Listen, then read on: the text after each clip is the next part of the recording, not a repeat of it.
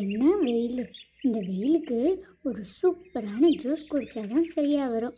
சரி, நம்ம இந்த பக்கத்தில் காக்கு காகினி கடை இருக்கே, அங்கே போய் குடிப்போம் அப்படின்னு பறந்து போச்சு கிளி.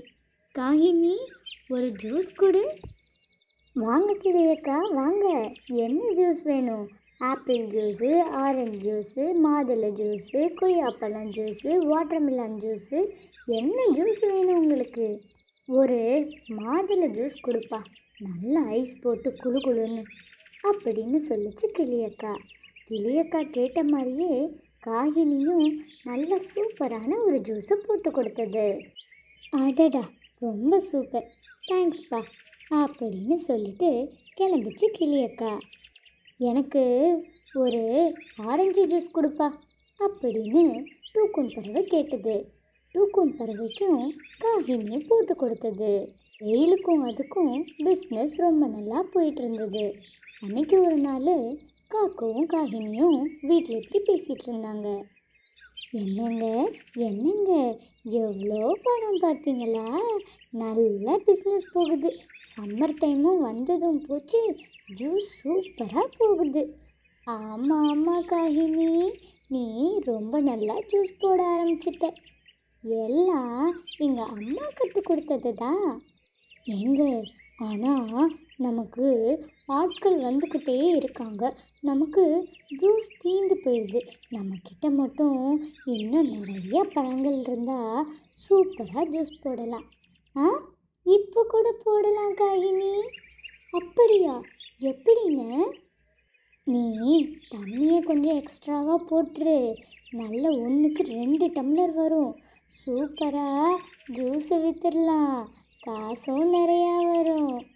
ஆஹாஹாஹாஹா, என்ன ஐடியா அப்படின்னு காக்குவும் காகினியும் பேசிக்கிட்டாங்க. அடுத்த நாள் அவங்க பேசி வச்சபடியே ஜூஸ் போட்டு எடுத்துகிட்டு போனாங்க. கடைக்கு ஆட்களும் வந்தாங்க. ஆண்டி ஆண்டி, எங்களுக்கு ஒரு ஆப்பிள் ஜூஸ் கொடுங்க, எனக்கு கிரேப் ஜூஸ் அப்படின்னு குழந்தைங்க வாங்கி சாப்பிட்டாங்க. சாப்பிட்டுட்டு பறந்து போயிட்டாங்க. எனக்கு கூட ஒரு சாத்துக்குடி ஜூஸ் கொடு அப்படின்னு கேட்டது பறவை. இந்தாங்க அப்படின்னு ஜூஸு கொடுத்தோன்னே ஜூஸு குடிச்சிட்டு அந்த பறவை சொன்னது, காக்கு காகினி, ஜூஸில் டேஸ்ட்டே இல்லை, இது நல்லாவே இல்லை, இந்தாங்க காசு அப்படின்னு சொல்லிட்டு அங்கேருந்து பறந்து போயிடுச்சு அந்த பறவை. அணு வீட்டுக்கோ நல்ல ஜூஸை குடிச்சிட்டு குழந்தை வீட்டுக்கு வந்தது.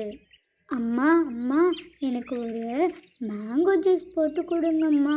நான் வர வழியில் காக்கு காகினி ஆண்டி கடையில் ஜூஸ் குடித்தேன், ஜூஸ் நல்லாவே இல்லை. அப்படியா? காக்கு காகினி கடையில் ஜூஸ் நல்லா இருக்குமே. இல்லைம்மா, நல்லாவே இல்லை, டேஸ்டே இல்லை. ப்ளீஸ்மா எனக்கு மேங்கோ மில்க் ஷேக் போட்டு கொடுங்க. சரி சரி, போட்டு தரேன். ஆனால் என்ன, மேங்கோ இல்லை.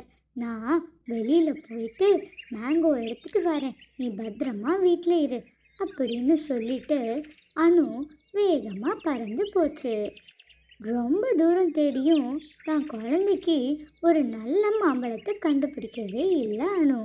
ஒரு வழியாக ரொம்ப தூரம் கழித்து ஒரு இடத்துல நல்ல நிறைய பழங்களோட ஒரு இடத்த பார்த்தது. அங்கே இறங்கும்போது ஒரு சத்தம் கேட்டது. காப்பாத்துங்க காப்பாத்துங்க, என் குழந்தைய காப்பாத்துங்க, என் குழந்தைக்கு ஏதோ ஆயிடுச்சு அப்படின்னு சத்தம் கேட்டது. இந்த சத்தத்தை கேட்டு வேகமாக அணு அங்கே போச்சு.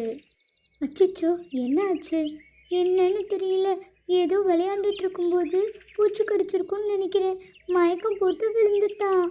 அப்படியா அப்படின்னு சொல்லிட்டு அணு வேகமாக பறந்து போய் ஒரு பச்சிலையை எடுத்துகிட்டு வந்து அந்த பட்டாம்பூச்சிக்கு கொடுத்தது. பட்டாம்பூச்சி சாப்பிட்டுட்டு கண்ணை முழிச்சது.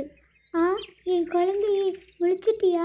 நான் ரொம்ப பயந்துட்டேன், உங்களுக்கு தான் நான் ரொம்ப நன்றி சொல்லணும். தேங்க்யூ குருவியே. பரவாயில்ல, இருக்கட்டும். ஆமாம், நீங்கள் எதுக்கு இங்கே வந்தீங்க? நான் என் குழந்த மேங்கோ மில்க் ஷேக் கேட்டாங்கன்னு சொல்லி இங்கே வந்து பறிக்க வந்தேன். ஓ, அப்படியா? இதில் மாம்பழம் மட்டும் இல்லை, நிறைய பழங்கள் இருக்கு. இந்த பழங்களுக்கு எல்லாத்துக்குமே சொந்தக்காரவங்க நாங்கள் தான். நீங்கள் இங்கே இருக்க எல்லா பழங்களையும் எடுத்து என்ன வேணால் ஜூஸ் போட்டுக்கலாம் அப்படின்னு சொல்லிச்சு அந்த பட்டாம்பூச்சி.